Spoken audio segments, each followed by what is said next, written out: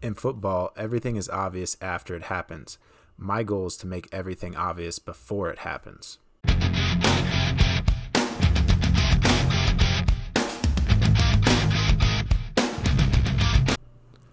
Hello, and welcome back to another episode of Seeing Red. It's week 14 of the college football season. It's game 12 for the Huskers, taking on the Iowa Hawkeyes in Lincoln.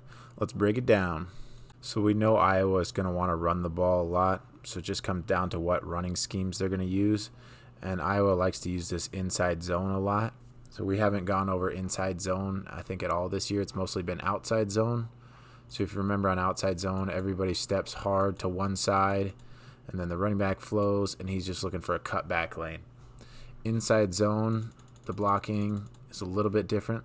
Typically, you have guys will double team on the interior and then work their way up to the linebacker, and then the running back's just picking his hole depending on where the defensive linemen go. Split zone and inside zone work very similar. You're still getting like these double teams. Like this will be a double. This guy will carry. This guy should double here.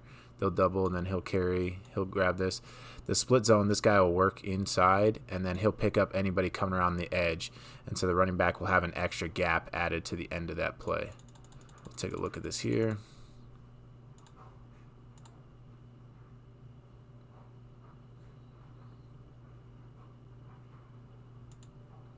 Look again, these guys double. This guy should double here and then work up to one of these linebackers, but he really doesn't block anyone.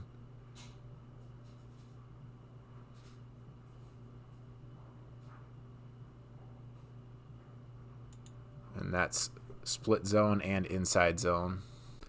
Iowa also likes to run this off tackle concept, and they typically run it to the strong side of the field.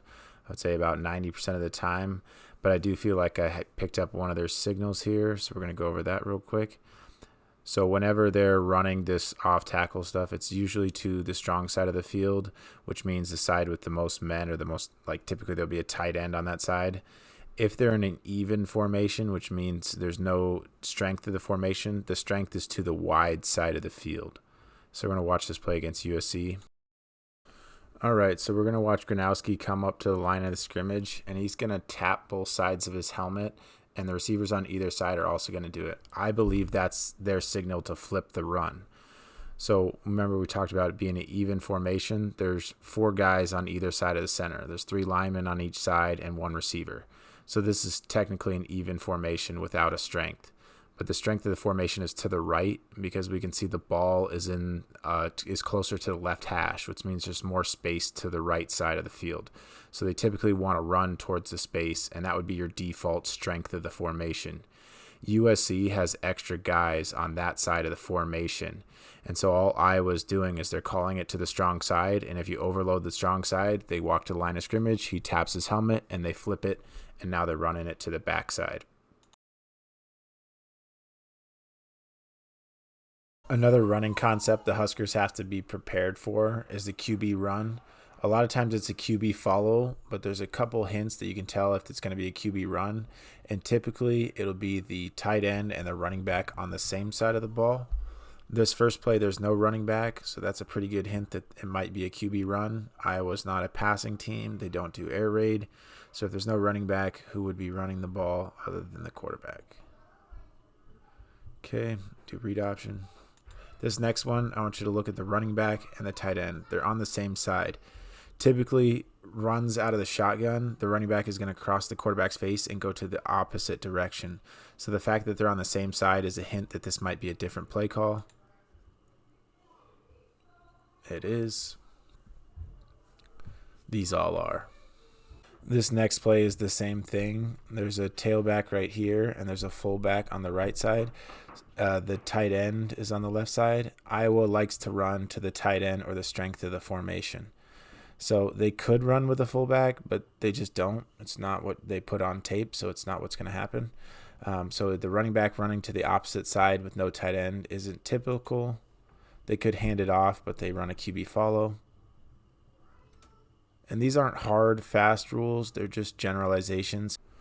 I'm not going to spend too much time on Iowa's passing offense because it's just not very good at all. But the big thing that we have to worry about is punt returns and kick returns. This kid, Caden Weegan, is electric. He's a really, really good returner. He's super fast. He's going to make guys miss. So we have to make sure we have good coverage on our punts or just kick it out of bounds because he is a real threat. When it comes to the Huskers on offense, I think it's going to be a very similar game to last week where Penn State pressured us a lot and forced Latif. He was going to have to throw with anticipation or buy extra time with his legs.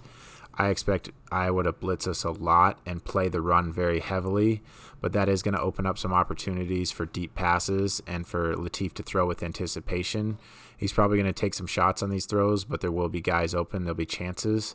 I'm going to show a couple clips from the Michigan State game. Their quarterback, he was really tough. He took a ton of shots, but he hung in there and he kept throwing balls. Some of them are just off target, but he had plenty of opportunity to hit open receivers because their safeties were biting on the run fake so much. All right, guys, that's it for the video this week. I hope you all have a happy Thanksgiving with your family. My prediction for the game is going to be 17-14 Huskers. Go Big Red.